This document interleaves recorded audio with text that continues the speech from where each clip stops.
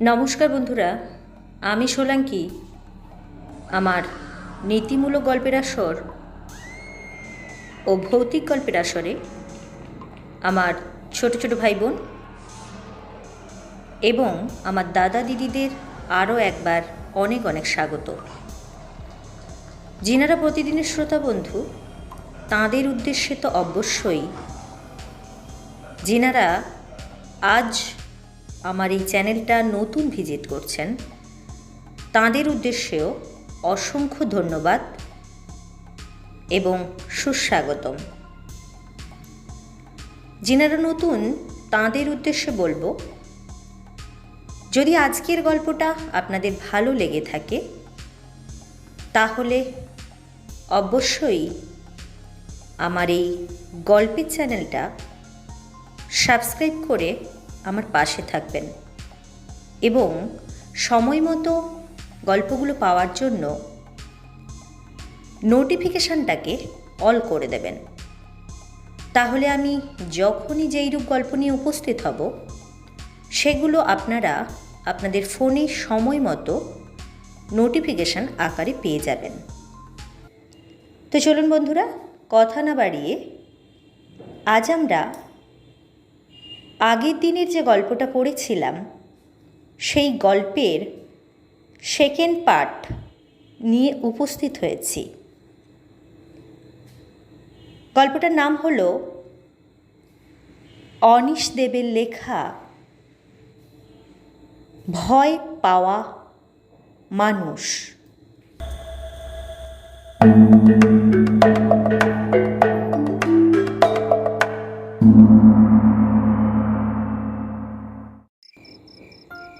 প্রিয়নাথ আর বিনোদ নারায়ণ সুনীতের ঘর ছেড়ে অলিন্দে বেরিয়ে এলেন।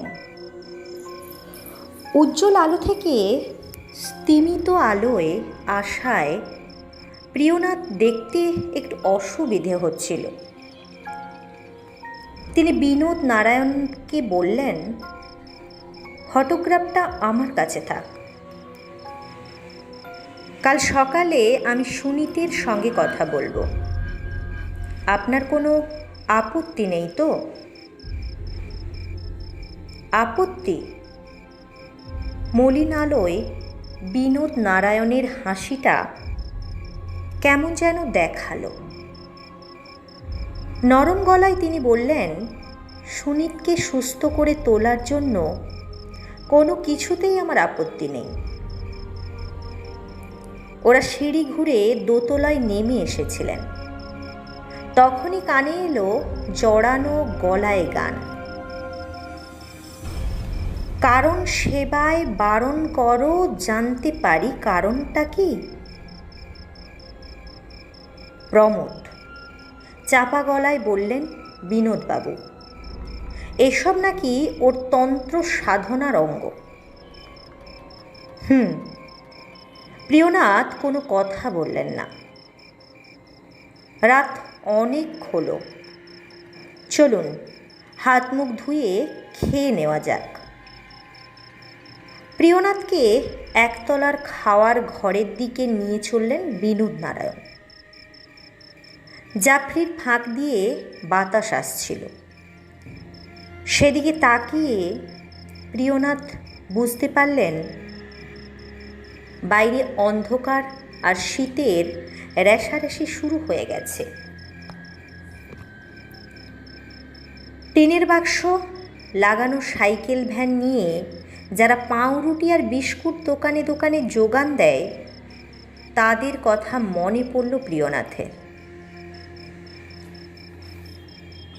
পাউরুটি আর বিস্কুটের বদলে যদি বেশ কিছু কাঁচের মার্বেল সেই বাক্সে ভরে ভ্যানটাকে সদ্য ধান কাটা কোনো চাষ জমির ওপর দিয়ে চালানো হয়, তাহলে যেরকম ঝাঁকুনীয় শব্দ হবে তার সঙ্গে এই বাসটার চলার দারুণ মিল খুঁজে পাচ্ছিলেন তিনি। সমস্তিপুরে নেমে সরু লাইনের ট্রেনে চড়ে প্রায় 5 ঘন্টা পথ চলার পর তিনি নেমেছিলেন কামনিতাল স্টেশনে। সেখান থেকে বাস ধরেছেন। তবে বাসটাকে দোমড়ানো তোপড়ানো ক্যানিস্তারা বলাই ভালো। এবড়ো খেবড়ো রাস্তায় ছুটে চলা বাসের শব্দ আর ঝাঁকুনি প্রিয়নাথকে প্রায় কাহিল করে দিচ্ছিল। যদিও বাসের নাম উড়ন খটোলা, আসার কথা একটাই, এই বাস তাকে সদরিয়া নিয়ে যাবে। তারপর সেখানে নেমে খুঁজে বের করতে হবে নেহাকে। জানালার বাইরে দুপুর গড়িয়ে বিকেল এসে গেছে। স্তিমিত রোদে ছুটে চলা গম, ভুট্টা, জোয়ানের ক্ষেত আরও সুন্দর দেখাচ্ছে। সামান্য খোলা কাঁচের জানালার ফাঁক দিয়ে ছুটে আসা বাতাস ক্রমে আরও ঠান্ডা হচ্ছিল। প্রিয়নাথ জ্যাকেটের চেন গলা পর্যন্ত টেনে দিলেন, মাফলারটাকে আরও ভালো করে জড়িয়ে নিলেন। ভিড়ে ঠাসা বাসের ভেতরে অনেক যাত্রী বিড়ির নেশায় ব্যস্ত। বোধহয় নো স্মোকিং কথাটার নোটা বাসের দেওয়াল থেকে মুছে গেছে বলেই খানিক ইতস্তত করে অস্বস্তি কাটিয়ে প্রিয়নাথ একটা সিগারেট ধরালেন।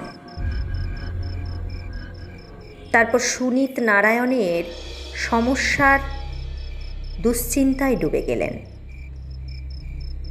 হঠাৎ তার মাথার ভেতরে সুনীত হাড় কাঁপানো ভয়ঙ্কর চিৎকার করে উঠল, আর প্রিয়নাথের 7 দিন আগের কথা মনে পড়ে গেল। মনে পড়ে গেল বসিরহাটের কথা। ঘোরালো পেঁচালো অলিন্দ আর সিঁড়িতে জট পাকানো প্রকাণ্ড বাড়িটার কথা। সেদিন রাতে খাওয়া দাওয়ার পর প্রিয়নাথের চোখে ঘুম আসেনি। দোতলার একটা ঘরে তাঁর থাকার ব্যবস্থা হয়েছিল। বিছানায় বসে নোট বই আর পেন দিয়ে অনেকক্ষণ ধরে নানান মন্তব্য লিখেছেন প্রিয়নাথ। সুনীতের কাছ থেকে পাওয়া তথ্য, বিনোদ নারায়ণের কাছ থেকে শোনা কিছু জরুরি কথা আর নিজের মতামত। সেই সঙ্গে লিখে নিয়েছেন এরপর তাকে কি কি কাজ করতে হবে। লেখাটেখার কাজ শেষ হলে পর প্রিয়নাথ ঘর অন্ধকার করে কম্বল মুড়ি দিয়ে শুয়ে পড়েছিলেন। ঘরের সব জানালা দরজা বন্ধ করে শুলে তার কেমন যেন দম আটকে আসে। তাই পায়ের কাছের দিকটা একটা জানালার পাল্লা অর্ধেকটা খুলে রেখেছিলেন। সেটা নিশ্চয়ই পূব দিক, কারণ চাঁদের একটা টুকরো দেখা যাচ্ছিল। বহু চেষ্টা করেও ঘুম আসছিল না। বিছানায় উসখুস করছিলেন। হঠাৎই জড়ানো গলায় গানের কলি শুনতে পেলেন। নৃমুণ্ড মালিনী তারা মুণ্ডমালা কোথায় পেলি। প্রমোদ নারায়ণ, দোতলার বাসিন্দা, প্রিয়নাথের প্রতিবেশী। রাতে খাওয়ার সময় প্রমোদ নারায়ণের দেখা পাননি প্রিয়নাথ। এখন ওর সঙ্গে একটু কথা বলে নিলে কেমন হয়। বাইরে বেরিয়ে দেখলেন চওড়া বারান্দার শেষ প্রান্তে খানিকটা চাতাল মতো জায়গায় একজন ছায়া মানুষ বসে আছে। তার শরীর অন্ধকার আর চাঁদের আলোয় মাখামাখি। পায়ে পায়ে কাছে এগিয়ে গেলেন প্রিয়নাথ। আলতো করে ডাকলেন, প্রমোদবাবু। ঘাড় ফিরিয়ে তাকালেন প্রমোদ নারায়ণ। এক মুখ দাড়ি, ঝাঁকড়া ঝাঁকড়া চুল, কপালে লাল তিলক, চাঁদের আলোয় কালো দেখাচ্ছে, আর গভীর চোখ দুটো নিশাচর প্রাণীর মতো অন্তর্ভেদী, উজ্জ্বল। ঘাড় ঘুরিয়ে ওপর দিকে তাকালেন প্রমোদ নারায়ণ। ও ভূতনাথ বাবু, আসুন, বসুন। মায়ের চরণ ধোয়া চাঁদের আলো এর কোনো জবাব নেই। চাতালে শতরঞ্জি পাতা ছিল। ভূতনাথ তার উপরে বসে পড়লেন। খোলা জায়গায় বেশ শীত করছিল। গায়ের শাল আরও ঘন করে জড়িয়ে নিলেন। অন্ধকারে বেশ কিছু গাছের মাথা আর দু একটা বাড়ি চোখে পড়ছে। একটা পেঁচা নিঃশব্দে উড়ে গেল। কয়েকটা জোনাকি আলোর ফুলকি জেলে ঘুরে বেড়াচ্ছিল। প্রিয়নাথের মনে পড়ে গেল সুনীতের ফটোটার কথা। শীতের বাতাস যেমন তেমন বইছিল। প্রিয়নাথের নাকে মদের গন্ধ ভেসে আসছিল। শুনেছি আপনি শুনুকে সারিয়ে তোলার জন্য কলকাতা থেকে এসেছেন। প্রমোদ নারায়ণ কথা বললেন। আমি ওকে সারিয়ে তোলার চেষ্টা করছি, কিন্তু দাদা এমন ঝামেলা করে, কিছুতেই বোঝে না ধর্মকর্ম এক জিনিস আর তন্ত্র আর এক জিনিস। আমার সাধনায় বারবার বিঘ্ন ঘটায়। বেশ বিরক্তভাবে কথা শেষ করলেন প্রমোদবাবু। প্রিয়নাথের কৌতূহল হলো। ওকে জিজ্ঞেস করলেন, আপনি কিভাবে সুনীতকে সারিয়ে তোলার চেষ্টা করছেন একটু বলবেন? বললাম যে তন্ত্র দিয়ে। সবাই জানে তন্ত্রশাস্ত্র চিরন্তন প্রত্যক্ষ ফল দেয়। তন্ত্র স্বয়ং মহেশ্বরের মুখ নিঃসৃত বাণী। একে কেউ কখনো অবজ্ঞা করে? একটু থেমে প্রমোদ নারায়ণ বললেন, সুনীতের জন্য আমি ভূত প্রেত ভয়নাশক যন্ত্র প্রয়োগ করেছি। সেটা কি জিনিস? চলুন, আমার ঘরে চলুন, দেখাচ্ছি। প্রমোদ নারায়ণ চাতাল ছেড়ে উঠে পড়লেন। গুনগুন করে গানের কলি ভাসতে ভাসতে ঘরের দিকে রওনা দিলেন। প্রিয়নাথ ওকে অনুসরণ করলেন। ঘরটা যথেষ্ট প্রাচীন আর মাপে বেশ বড়। মেঝে পর্যন্ত লম্বা লম্বা জানালা। ঘরের সিলিংয়ে কড়ি বর্গা। ঘরের দেওয়ালে নানা ধরনের ছবি আর ছক আঁকা। শিব ও কালীর বড় বড় দুটো ফটো মালা দিয়ে সাজানো। ঘরের মেঝের এক কোণে বইয়ের গাদা, তার পাশে 4টে তাকও বইয়ে ঠাসা। ঘরের ডান দিক ঘেঁষে অগোছালো ময়লা বিছানা। বিছানার পাশে টেবিলে মদের বোতল, গ্লাস আর চশমা। সব মিলিয়ে ঘরটায় কেমন যেন অগোছালো উচ্ছৃঙ্খল ছাপ। হাতওয়ালা একটা চেয়ারে প্রিয়নাথকে বসতে বললেন প্রমোদ নারায়ণ। তারপর টেবিল থেকে চশমাটা চোখে দিয়ে খাটের তলায় কি যেন খুঁজতে লাগলেন। অবশেষে খুঁজে পেয়ে সোজা হয়ে উঠে দাঁড়ালেন। তার হাতে লাঠির মতো গোল করে পাকানো একটা কাগজ। সেটা ভূতনাথের সামনে মেলে ধরে বললেন, এই দেখুন, ভূত প্রেত ভয়নাশক যন্ত্র। ভূতনাথ দেখলেন একটা ভূর্জপত্রে ছক কেটে কয়েকটা সংখ্যা লেখা। প্রমোদ নারায়ণ বললেন, দীপান্বিতা অমাবস্যার রাতে অষ্টগন্ধ দিয়ে লিখে রেখেছি। দাদাকে লুকিয়ে সুনীতের ঘরের দেওয়ালে খাটের নিচে সিঁদুর দিয়ে এই যন্ত্র লেখা আছে। এছাড়া শ্মশানে গিয়ে কিছু ক্রিয়াকর্ম করার চেষ্টা করছি। একটু একটু কাজ হচ্ছে, আরও হবে। আসলে শুনু যে কোনো রকম হেল্প করছে না। প্রমোদ নারায়ণের হাত থেকে যন্ত্রটা নিয়ে প্রিয়নাথ খুঁটিয়ে দেখলেন। তারপর সেটা ওকে ফিরিয়ে দিতে দিতে বললেন, আচ্ছা, সুনীত যে বারবার সদ্রিয়া আর নেহা শব্দ দুটো বলছে, তার অর্থ কী? প্রমোদবাবুর কপালে ভাঁজ পড়ল। ছোট্ট একটা ঢেকুর তুলে বললেন, আমি ওকে বহুবার জিজ্ঞেস করেছি, তাতে আমার যা মনে হয়েছে সদ্রিয়া কোনো জায়গার নাম, সমস্তিপুর থেকে যাওয়া যায়। আর নেহার ব্যাপারে জিজ্ঞেস করলে শুনু বলছে সেটা ওখানে গেলেই বোঝা যাবে, বলা যাবে না। রাতের আকাশে কুকুরের কাতর চিৎকার শোনা গেল। প্রিয়নাথ চুপ করেছিলেন, প্রমোদ নারায়ণকে দেখছিলেন।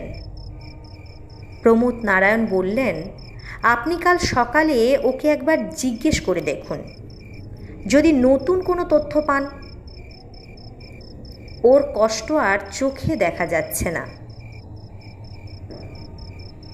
শেষ কথাটা বলার সময় তন্ত্রসাধক মানুষটার গলাও ভারী হয়ে এলো। প্রিয়নাথ টের পেলেন, লোকে যাই বলুক না কেন, মানুষটার ভেতরে এখনো একটা স্নেহশীল মেজদা অবশিষ্ট আছে। ওকে বিদায় জানিয়ে ঘরে ফিরে এলেন ভূতনাথ। বিছানায় গা ঢেলে দিতেই ঘুমে দু চোখ আসন পেতে বসল। ঘুমের ঘোরে সুনীতের তোলা ফটোগ্রাফটাকে স্বপ্ন দেখলেন। তবে ফটোর লাল ফুটকিগুলো জোনাকির মতো জল জল করেছিল এবং নিভছিল। বাসের প্রচণ্ড এক ঝাঁকুনি প্রিয়নাথের ভাবনার সুতো ছিঁড়ে দিল। কন্ডাক্টর দেহাতি ঢঙে হাঁক পারল, সদ্রিয়া, সদ্রিয়া। সিট ছেড়ে উঠে বাঙ্ক থেকে সুটকেসটা নিলেন প্রিয়নাথ। প্রায় ধস্তাধস্তি করে ভিড় ঠেলে বাস থেকে নেমে পড়লেন রুক্ষ রাস্তায়। এটা যে সদ্রিয়া নয় সেটা প্রিয়নাথ খোঁজ খবর করে অনেক আগেই জেনেছেন। তবে এখান থেকে টাঙ্গা পাওয়া যায়। টাঙ্গা নিয়ে যায় গণ্ডক নদীর পাড়ে। সেখান থেকে খেয়া পার হয়ে আবার টাঙ্গায় চড়ে বেশ খানিকটা গেলে তবে সদ্রিয়া দেখার পাওয়া যায়। এত সব কাণ্ড করে প্রিয়নাথ যখন সদ্রিয়ার পা রাখলেন, তখন অন্ধকার আর শীত জাঁকিয়ে বসে পড়েছে। কুয়াশা ঠেলে একটা চায়ের দোকানে এসে দাঁড়ালেন। দোকানে 4-5 জন মানুষের জটলা। ওরা সব মুড়ি দিয়ে বসে কাঠের আগুন ঘিরে তাপ নিচ্ছে। গায়ে চাদর আর কম্বল, মাথায় গলায় মাফলার নয় গামছা। দোকানে ঢুকে উনুনের কাছাকাছি একটা ভাঙা কাঠের বেঞ্চে বসলেন প্রিয়নাথ। ভাঙা ভাঙা হিন্দিতে 1 গ্লাস চা আর 2টো বিস্কুট দিতে বললেন। প্রিয়নাথ দোকানে ঢোকা মাত্রই দোকানের লোকজন কথাবার্তা থামিয়ে চুপ করে ওকে দেখছিল। প্রিয়নাথের চেহারা ও পোশাকে ভিনদেশি ভাব কটকট করছে। প্রিয়নাথের মনে হলো ওরা কেমন সতর্ক ভঙ্গিতে তাকিয়ে আছে, কোনো কিছুর জন্য যেন অপেক্ষা করছে। ঠিক এই রকম সতর্ক দৃষ্টি সুনীত নারায়ণের চোখেও দেখেছেন প্রিয়নাথ। প্রমোদ নারায়ণের সঙ্গে কথা বলার পরদিন সকালে সুনীতের ঘরে গিয়ে আর এক দফা চেষ্টা চালিয়েছেন। কিন্তু তাতে বিরাট কিছু লাভ হয়নি। সদ্রিয়া আর নেহা শব্দ দুটো আলোচনায় এসে পড়তেই প্রিয়নাথ জানতে চেয়েছেন, তুমি সদ্রিয়ায় গিয়েছিলে না? হ্যাঁ হ্যাঁ হ্যাঁ, মানে কি করতে গিয়েছিলে? তীব্র স্বরে আবার প্রশ্ন ছুড়ে দিয়েছিলেন ভূতনাথ।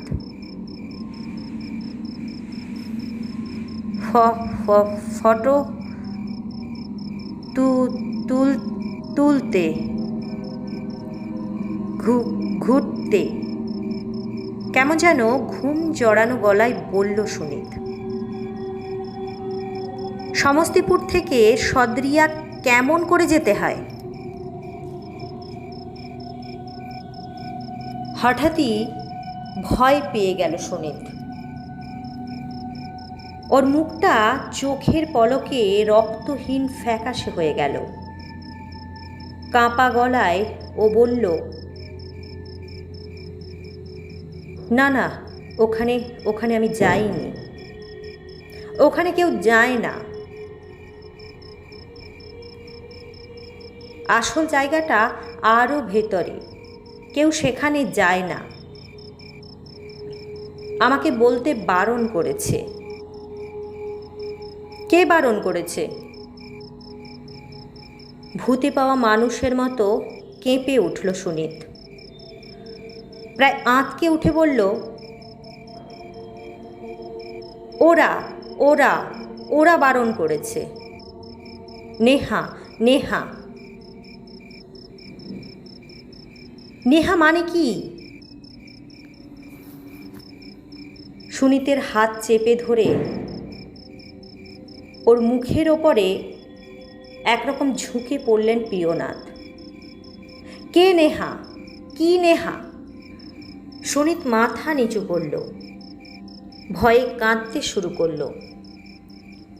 গোঙ্গানির স্বরে বলল, জানি না, আর কিছু জানি না, আমাকে ছেড়ে দিন প্লিজ প্লিজ। প্রিয়নাথ ওর অনুনয় আর কান্নাকে পাত্তা দেননি। নাছোড়বান্দার মতো বলেছেন, তুমি কাকে ভয় পাচ্ছ? এখন তো দিনের আলো, এখন কিসের ভয়? সুনীত কান্না থামিয়ে ভূতনাথের দিকে সরাসরি তাকিয়েছে। কয়েক সেকেন্ড চুপ করে থেকে তারপর বলেছে, না, এখন ভয় নেই, কিন্তু দিনের পর তো রাত আসবেই। তখন ওরাই সব, ওদের গোপন কথা আমি ফাঁস করতে পারবো না। কেউ যদি নিজে থেকে জানতে পারে তাহলে ঠিক আছে, আমি কিছু বলতে পারবো না। এরপর সুনীত মুখে কুলুপ এঁটে দিয়েছে। এখন এই কুপির আলোয় বসে থাকা শীতে ঘেরা মানুষগুলো যেন সুনীতের মতো মুখে কুলুপ এঁটে বসে আছে, অপেক্ষা করছে। ধোঁয়া ওঠা চায়ের গ্লাস প্রিয়নাথের হাতে এগিয়ে দিল দোকানদার, সঙ্গে দুটো বিস্কুট। চায়ে চুমুক দিতে দিতে দোকানদারের সঙ্গে একরকম জোর করেই আলাপ জুড়ে দিলেন প্রিয়নাথ। এই শীতের রাতে একটা আশ্রয় না পেলে তিনি থাকবেন কোথায়? বহু চেষ্টা করে যেটুকু জানা গেল তা হলো, রাতে থাকার জায়গা পাওয়া মুশকিল। অচেনা মানুষকে কেউ এখানে আশ্রয় দেয় না। সেই জন্যই সন্ধ্যের সময় বাঙালি বাবুকে দেখে সবাই অবাক হয়ে গেছে। তবে এখনও সময় আছে। টাঙ্গা নিয়ে বাস রাস্তায় গেলে 7টার লাস্ট বাসটা ধরা যাবে। সেটাই বাবুজির পক্ষে ভালো হবে।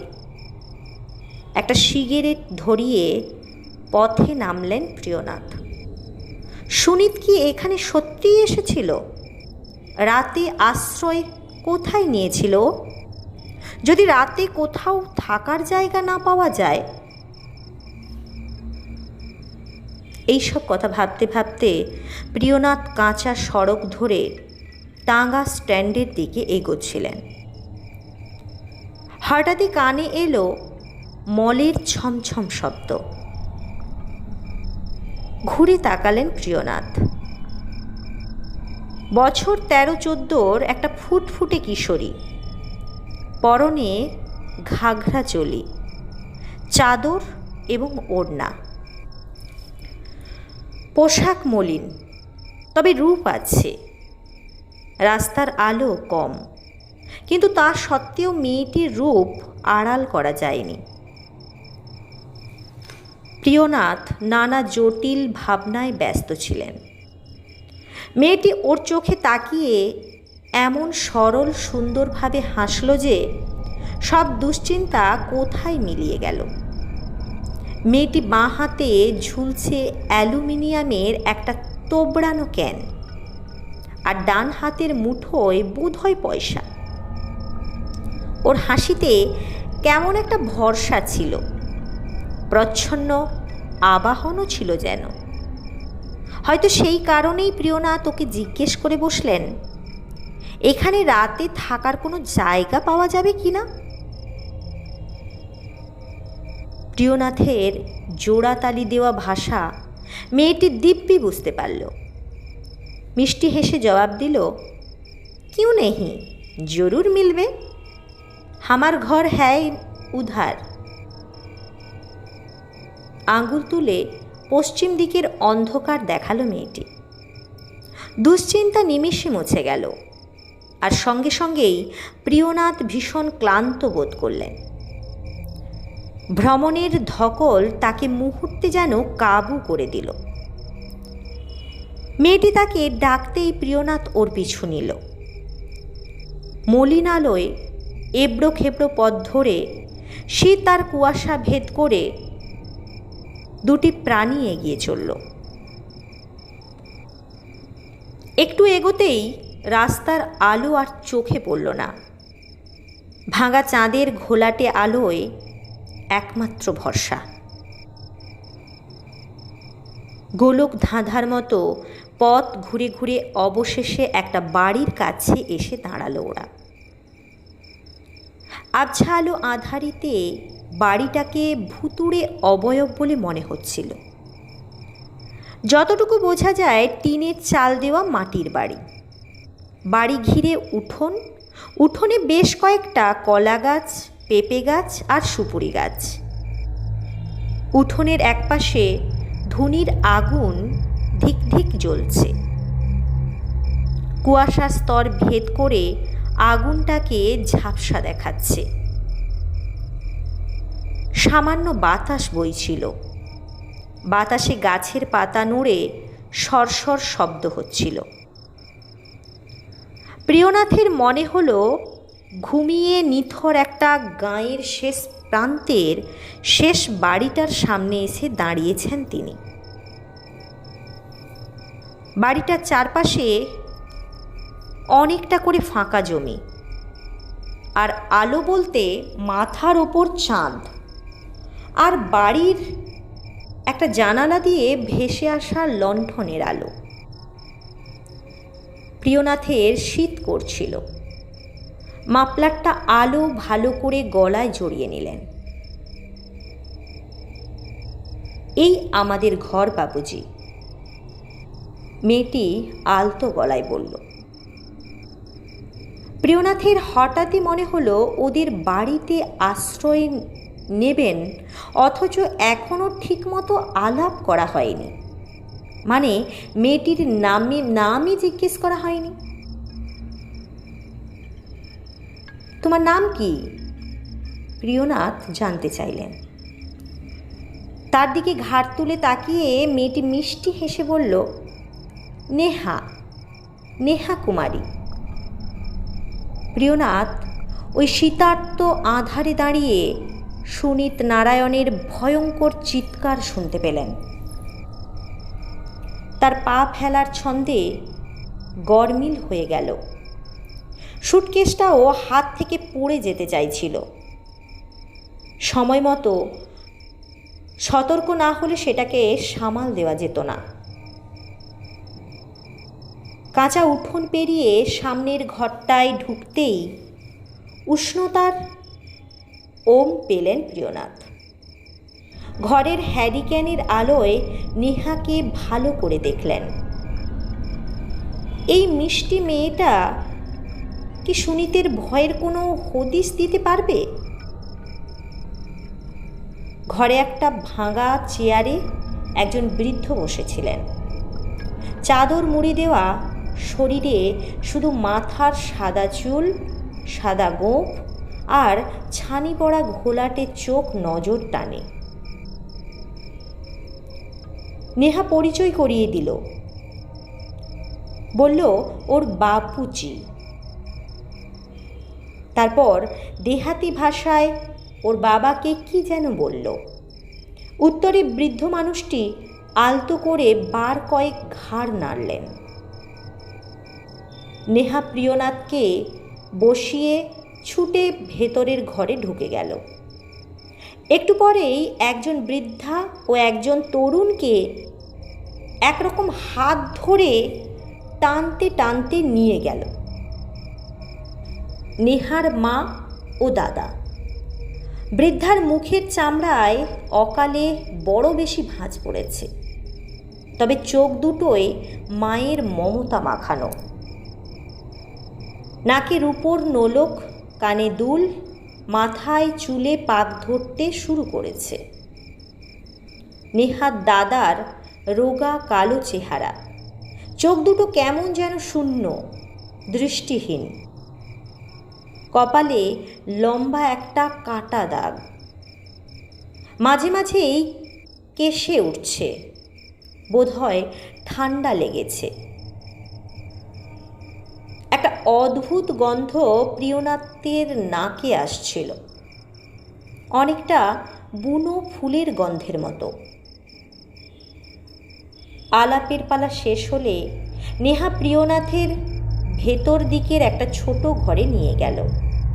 বলল, এ ঘরেই আপনি থাকবেন। আপনি হাত মুখ ধুয়ে নিন, আমি চা বানিয়ে নিয়ে আসছি। নেহা হাত পা নেড়ে কথা বলছিল। ওর ভাষা পুরোপুরি বুঝতে না পারলেও ওর অঙ্গভঙ্গি ভূতনাথকে বুঝতে সাহায্য করছিল। নেহার সঙ্গে আলাদা কথা বলার জন্য ভূতনাথের আর তর সইছিল না।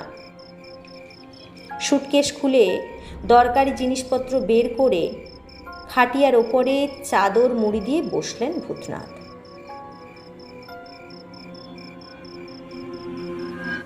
নেহার জন্য অপেক্ষা করতে লাগলেন। একটু পরেই নেহা চা নিয়ে এলো।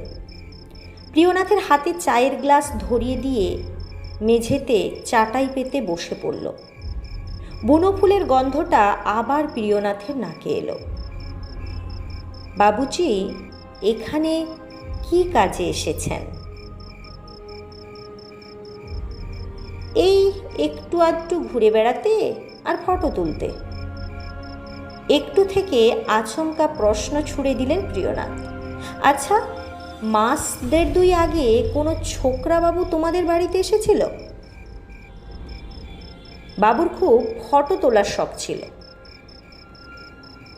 নেহা সরলভাবে জবাব দিল, হ্যাঁ এসেছিল। বড় রাস্তায় এদিক ওদিক ঘুরছিল, আমি ডেকে নিয়ে এসেছি।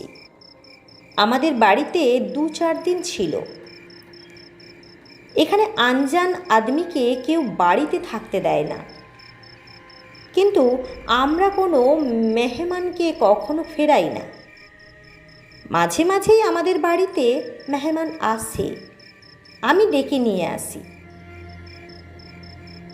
সেই ছেলেটির নাম কি ছিল? সুনীত? প্রিয়নাথ বেশ উত্তেজিত হয়ে পড়েছিলেন। একটা সিগারেট ধরিয়ে গাঢ় টান দিলেন। নাম তো জানি না বাবুজি। নেহা হাসল ফিক করে, বলল, আপনার নামও কি আমি জানি?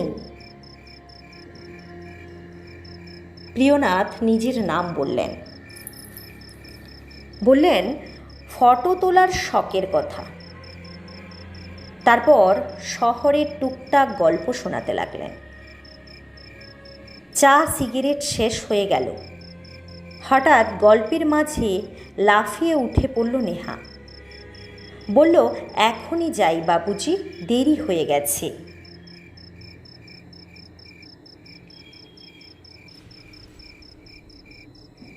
ফুটফুটে প্রাণবন্ত কিশোরীটির মুখের দিকে তাকালেন প্রিয়নাথ। কিসের দেরি হয়ে গেছে? প্রিয়নাথের কপালে ভাঁজ পড়ল। নেহা প্রায় ছুটে ঘর থেকে বেরিয়ে গেল। একটু পরে থালার বাটিতে নিয়ে এলো রুটি আর সবজি। প্রিয়নাথের ডিনার। মেঝেতে থালা বাটি সাজিয়ে কাঁসার গ্লাসে জল দিয়ে গেল নেহা, সঙ্গে একটা বাড়তি হ্যারিকেন। কিন্তু সেই আলোয় মলিন ঘরটা যেন আরও মলিন হয়ে উঠল। প্রিয়নাথের অন্তত তাই মনে হলো।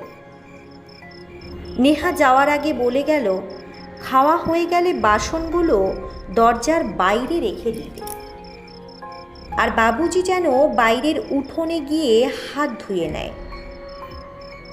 নেহা খুব ব্যস্তভাবে চলে গেল। বলল, এখন খেয়ে দিয়ে শুয়ে পড়ুন, আবার কাল দেখা হবে। ঘড়িতে এখনো 8টা বাজেনি, অথচ শীত, অন্ধকার আর নির্জনতা ঘড়ির কাঁটা যেন 3-4 ঘন্টা এগিয়ে দিয়েছে। খাওয়া দাওয়া সেরে হাত মুখ ধুয়ে বিছানায় এসে জুত করে বসলেন প্রিয়নাথ। একটা সিগারেট ধরালেন। হ্যারিকেন দুটো নিভু নিভু করে দিয়েছেন, ফলে সিগারেটের আগুনটাই বেশ জোরালো মনে হচ্ছে। আস্তে পিষ্টে কম্বল মুড়ি দিয়ে নানান কথা ভাবছিলেন। 2 মাস আগে এখানে এসে শুনি ঠিক কি করেছিল। প্রিয়নাথ কি এখন সেই ভূমিকায় হুবহু অভিনয় করে যাচ্ছেন? টিভিতে দেখা অ্যাকশন রিপ্লের মতো? নেহাদের চাপা কথাবার্তা কানে আসছিল। ওরা কি এখনো শোয়নি? নেহা তাহলে অমন ব্যস্তভাবে চলে গেল কেন? একটু পরে সিগারেট শেষ করে শুয়ে পড়লেন প্রিয়নাথ। ওর ক্লান্ত শরীর খুব তাড়াতাড়ি ঘুমিয়ে পড়ল। ভোরবেলা বেশ বেলা করে ঘুম ভাঙল প্রিয়নাথের। আড়মোড়া ভেঙে দিন শুরু করতে গিয়েই বেশ অবাক হয়ে গেলেন। নেহারা কেউ বাড়িতে নেই। ওরা 4 জন এই সকালবেলায় গেল কোথায়?